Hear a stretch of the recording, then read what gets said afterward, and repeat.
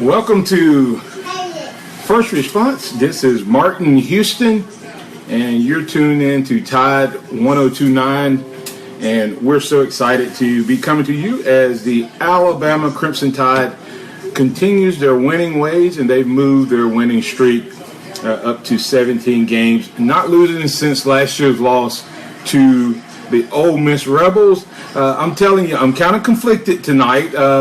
I don't know if I've ever been as disturbed by such a dominating win, and I'm going to talk a little bit about that as we move throughout the morning. Throughout the morning. That lets you know that I'm used to doing the morning blitz from 6 to 7 a.m. on Tide 1029. But tonight, the Tide gets to win, but there's some things that we need to make sure we clean up before we get ready to take on the Tennessee Volunteers. Let's start with just looking at the overall stats for the game, and Danny Knowles there.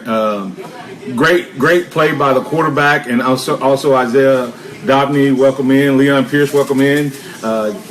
Karen Cottingham and Michelle Hutton Rogers, all welcome in to First Response post-game show. I'm Martin Houston, and really excited to be with you once again. Let's go over some stats as we finish up things. First of all, almost right at 990 total yards for the game between the two teams. Alabama with 517 yards, 473 for Arkansas. Some good things happened in the game, but there was also some negativity that happened in the game. And I have to agree with Stephen Harden. The defense did not look like its normal self, even though it was a dominant win. A lot of issues, I think, showed up on that defensive side of the ball, especially Ronnie Harrison. Alabama totally dominated the first half, ending the first half with 35 points, 14 first downs, and 396 yards. Only picking up 2 first downs in the second half, so they finished the game with 16 first downs. Arkansas had 25 first downs. Chad Feltman coming in there. We're going to talk about what I saw in terms of the defense, etc. So we'll get to that, Chad, about Marlon Humphrey and his play, Minkah Fitzpatrick and his play, etc. But let's continue to move throughout these stats. Arkansas was 8 for 16 on third down, and many of those third downs were actually long yardage third downs, which kind of reminded me of defense from 2 years ago. So we don't want to see that start to happen for Alabama. But overall, I don't want to become too unappreciative. Big win for Alabama, but we do have some areas of improvement, and we'll talk about that.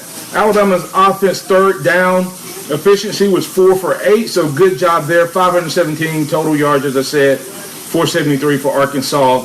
If you had told me Arkansas's offense would have 470 yards on our defense, I told you were crazy. However, in that performance, we did make them very one-sided. They had 400 passing yards, and of course, that only 73 rushing yards. So that was right on the average of 69 yards for Alabama.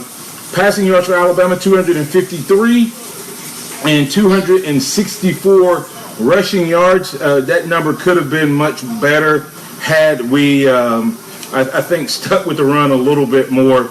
Penalties kind of high this game. 7 penalties, 86 yards for Alabama.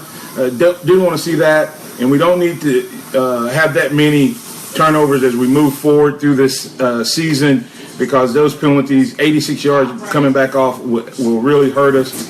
Offensively, we had 3 touchdowns, 2 fumbles inside the red zone, actually inside the 5-yard line, right at the goal line, giving up at least 6 points, if not 14 points by turning the ball over, and an interception by Jalen Hurts, first one in a while for him. So as we look at that, that's not good. But the other side of the ball, the defense had 5 turnovers, and once again they kept their streak going with the overall touchdowns, with moving it to 7 for the the year, which is absolutely amazing. And this defense is going to get better. Secondary is going to get better. But right now, you know, we got some work to do. And that's not all bad coming out of the Arkansas game, because if we had dominated this game on both sides of the ball, I think we could have gone into the Tennessee game not as sharp. And I think the way we played this game will actually help us as we move into the Tennessee game, because we're going to be much more alert, much more on point when it comes to the things we need to correct. So, and all in all, it wasn't all bad. Let's look at some individual stats. Jalen Hurts, 253 passing yards on 13 of 17, 2 touchdowns, 1 interception. He hit the right guy tonight. He's still leaving it a little short. So hopefully we can figure out how he can get a little bit better in terms of hitting those guys in stride. We had probably 2 or 3 long balls that if he had hit them in stride, Fairstall and O.J. Howard both, he hit them in stride. Then we had Ridley over the middle. But overall, 13 for 17, he did connect for 253 yards. Damian Harris had a big night, 13 carries, 122 rushing yards with an average of 9.4. It was good to see Joshua Jacobs going. But, of course, we got a couple injury things we're going to talk about before we go off air regarding Joshua Jacobs and Reuben Foster. Bo Scarborough, good to see him do what he did tonight. 7 carries for 56 yards. So, big time touchdown run for him. And like I said, good to see that happening. And then when you look at the receiving yards, it was good to see Ardarius Stewart back. I think Ardarius Stewart of course we got Ridley, but I just like the way Ardarius Stewart plays the game. He plays hard-nosed. He's a tough wide receiver, and he just did a really, really good job. While we're going through this, if you want to start throwing out who your players of the game, that's going to be coming up next. I'm going to be talking about the players and plays of the game. So I'd like to know your thoughts on who you thought was the player of the game or the plays of the game. Damian Harris, what a run on the pass. That was one of my key plays in the game when he caught that pass on the sideline. Looked like it was going to be over, and he kicked back inside. That really, really nice run to get a touchdown. But who is your player of the game? And we fortunately, we got our way with the win, so we don't have to have necessarily a GOAT of the game. But top 2 receivers was Damian Harris with 2 catches for 60 yards and Ardarius Stewart for 120. Defense had 5 sacks and, and 5 takeaways. 5 sacks and 5 takeaways. That's dominant defense, except we gave up 473 yards. And, you know, I see that Vicky Green, you're saying that Minka was the player of the game. Yes and no. He had his first half was horrible. Minka, on assignments, when you heard Coach Saban talking about assignments, there were several times when Minka was out of position and he tried to push the other guys off where he was supposed to, and the other DB did not recognize that he was putting them off, and he just let some guys run wide open. But I will say this. I love the response he had in the second half. And so I could see you wanting him to be your player of the game. Another person that could be the player of the game, and they don't get as much love, is Big Deron Payne. So I have to agree with Brandon Kidd. He absolutely dominated up the middle and caused a lot of pressure up front.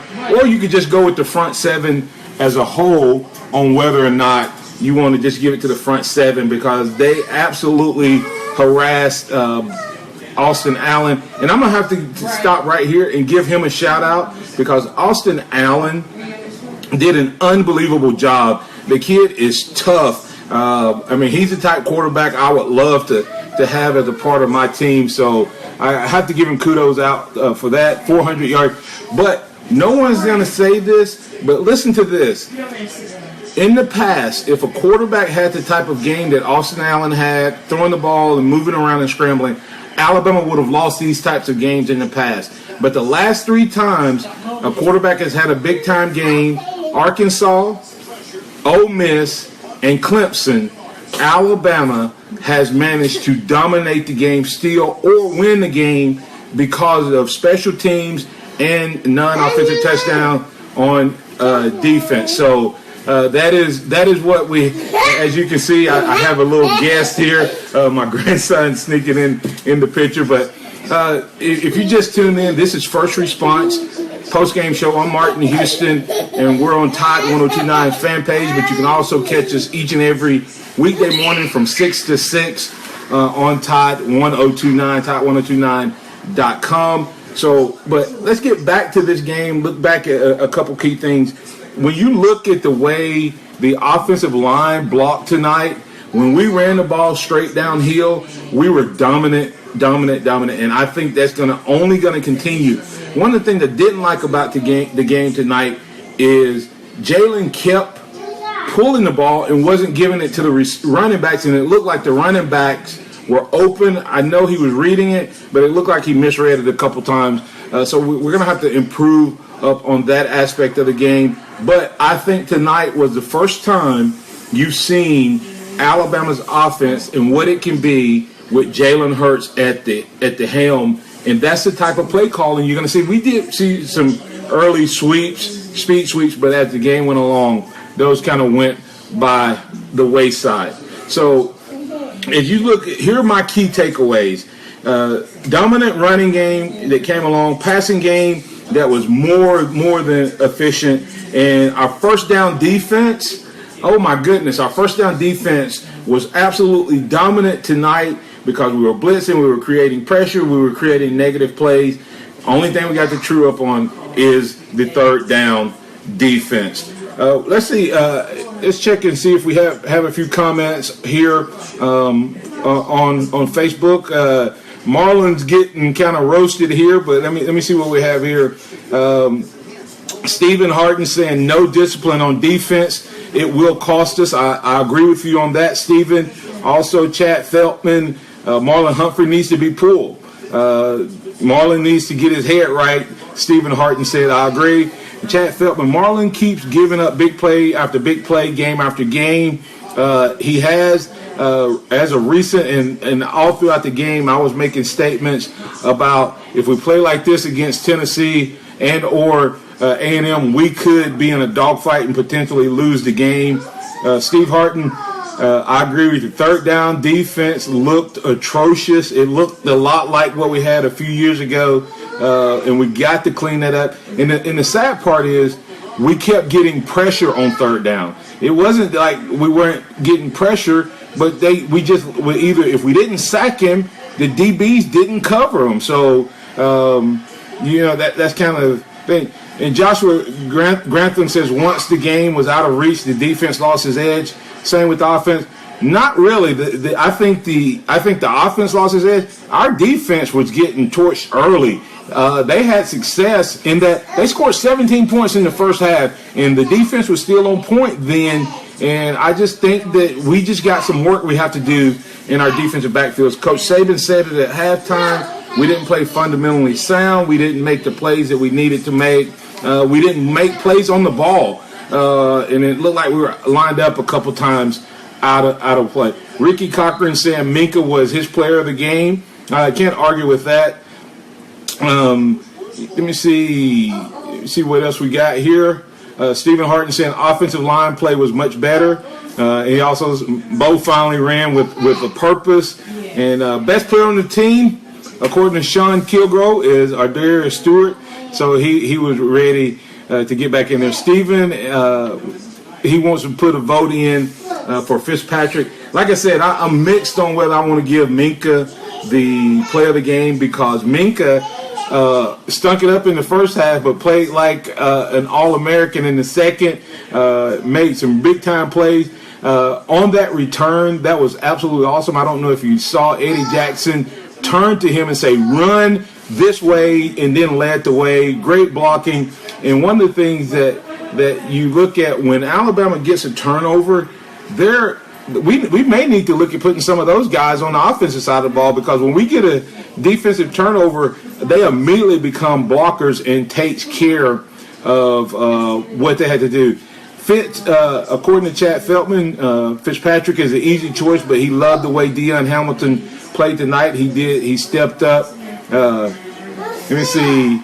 I'm not sure what Joshua mean. Announcer said 6 sacks. Well, I had written down they may have had 6 sacks because I actually had written down my stats with about 2 minutes ago, so I don't know if they got something to go there. Let's see what Paul Armstrong, welcome into First Response. Our DBs are suspect in pass coverage. We had better tighten up if we're going to get through October unscathed. 3 interception makes up for a bad half. So a lot of comments out there. Ricky Cochran, hey, yeah, shout out to Terrell Hall.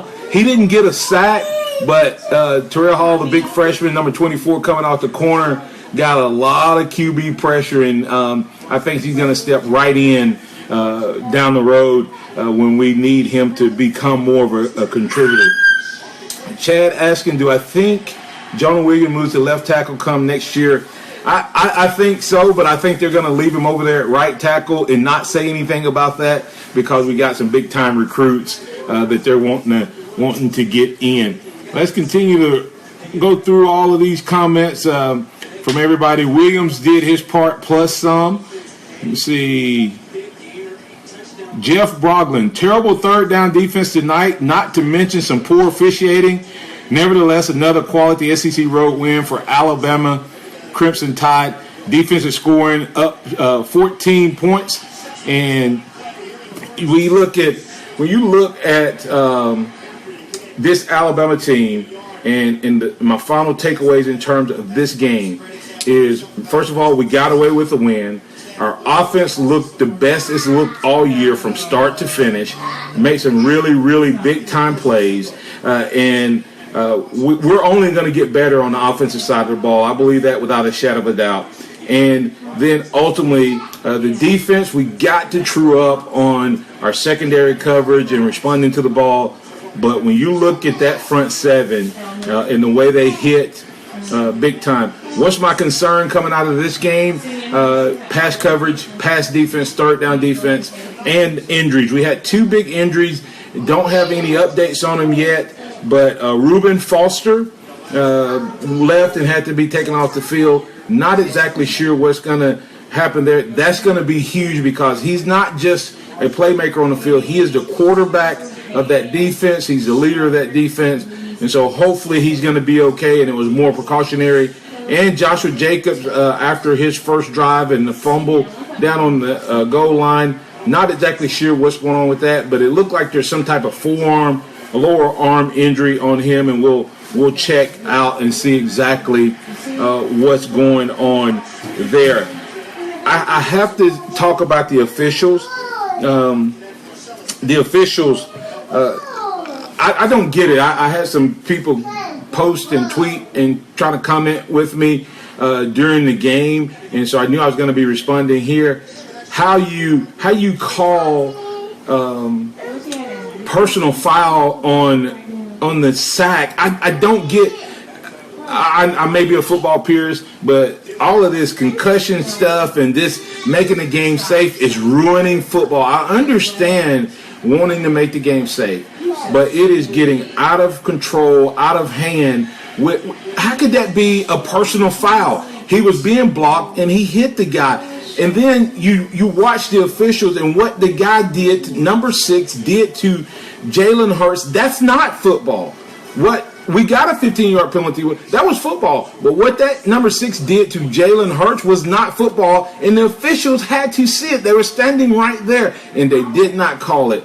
And once again, and that's just part of it, man, that goes on in terms of officiating. They are the SEC officiating, and I know Steve Shaw, the head of the officials, he's going to have to do something because, to me, they're not getting better as the season goes along. They're getting worse, and they're going to cost someone a game in a crucial moment. They're going to make a horrible mistake. So it's just bad. And you can watch any game. I'm not talking about just Alabama. I'm pointing out an Alabama game, but it's bad officiating across the board in the SEC right now. So and these targeting calls and all of that, I don't know what we're going to do. But anyway, just a couple more things that I want to point out. I want to invite you to the Morning Blitz from 6 to 7 on Tide 1029. You can listen on Tide1029.com, or if you have a smartphone, you can download the Radio Pup app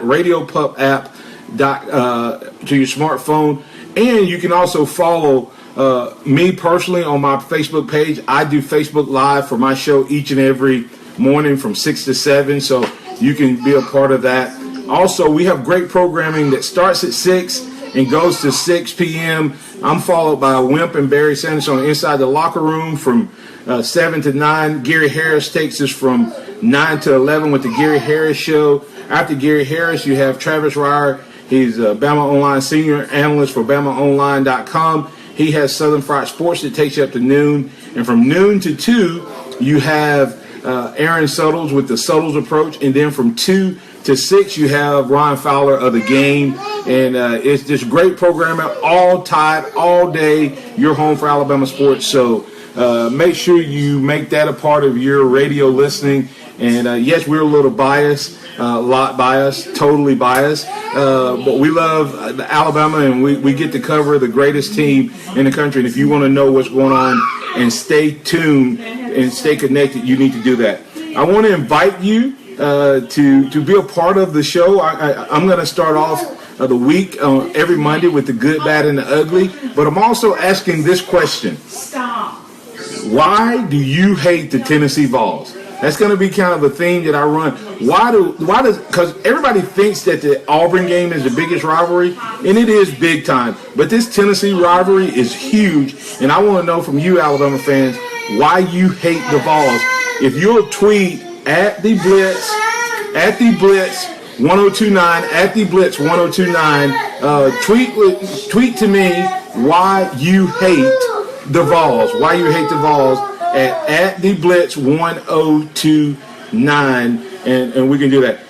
I'm going to have a full segment on good, bad, and ugly, but I'm going to give you a couple good, bad, and uglies that I saw in the game, and then I'm going to wrap things up. Starting off with the ugly. 17 points in the first half in the defensive play, 201 yards passing in the first half. So it wasn't just because we got ahead. They actually played bad. And then the bad was the turnovers and the defensive third down efficiency in the first half. And the good, running backs. Or let's just say the offense as a whole, they came out, played a complete game, and it was just great to see. I'm going to wrap up by reading just a few of your comments and thanking you for being here. Stephen saying Saban ain't happy. He owns the secondary, so he'll take this personally. Dwight Stewart, Jalen is a leader. I have to agree with you there, Dwight. It's not how you start, it's how you finish. That's what you say again, for Fitz, according to Stephen. Well, that's true unless you can't come back. Ask Tennessee when they finally ran out if it's not just about how you start. They finished strong today, but they couldn't win it because they got too far behind. Eddie Hall said his player of the game was Jalen Hurts. His leadership carries this team. I have to agree with that in many ways. Let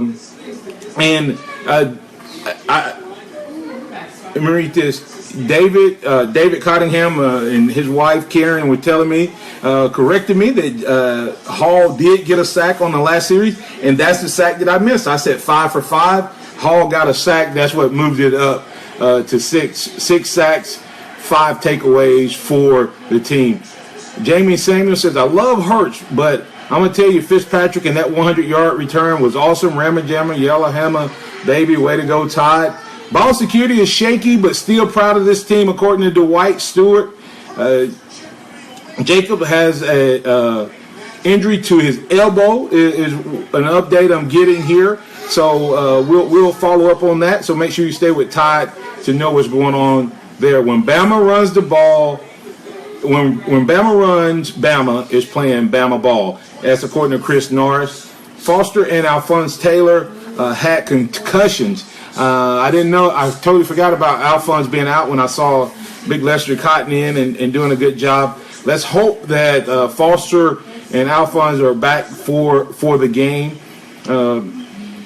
He was benched because I'm not sure they're saying who was benched because of the fumble. Joshua Jacobs was not benched because of the fumble because he was still in the next play. So I'm not worried about Joshua Jacobs being benched because of that fumble. Let me see. Chad saying sack. Not a minute later where we tackled Allen after the personal foul penalty was low to and not called. Hey, that is a great point, Chad. Immediately after we got a personal foul for tackling low, Jonathan Allen made a sack that looked almost the same. Actually, it was worse because Allen wasn't blocked. Allen ran right into him. Josh Kemp says time for full-time officials and for them to be held responsible. Thanks, Sean Kilgrove, reminding us to pray for Haiti and Florida. I want to know why you hate Tennessee, so go ahead and get those thoughts and comments out there. And remember this, tell your friends and family about First Response Post-Game Show. I'm getting ready to sign off right now, but I want to thank you so much for being a part of First Response Post-Game Show, and I also want to invite you to make sure that you join us each and every weekday on Tide 1029, Tide1029.com. Download that Radio Pup app and look at us on Facebook Live. The other thing that I do is, hey, this is part of the way I make a living. If you have someone that's looking to promote their business, grow their business, do something that promotes an event, and they need a partner to help get that word out, have them email email the Blitz 1029 at gmail.com. I'd love to partner with you, your business. If you know someone, tell them about this and how we can help them grow their business. Thank you so much for being a part of First Response, and your thoughts, your comments were absolutely awesome and great. And Alabama